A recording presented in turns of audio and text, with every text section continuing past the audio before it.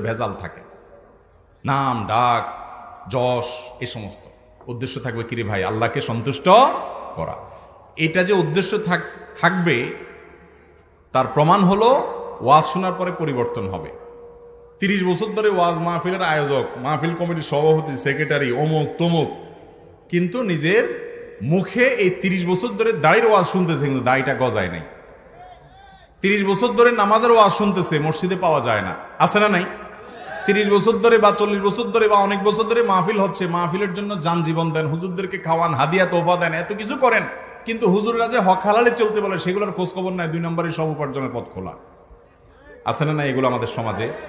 তাই যে ওয়াজ থেকে আমার নিজের পরিবর্তন আসে না, এই ওয়াজ থেকে কি লাভ হবে? আল্লাহ তাআলা আমাদেরকে সঠিক এবং সহি পদ্ধতিতে ওয়াজ মাহফিলগুলো করার তৌফিক দান করুন।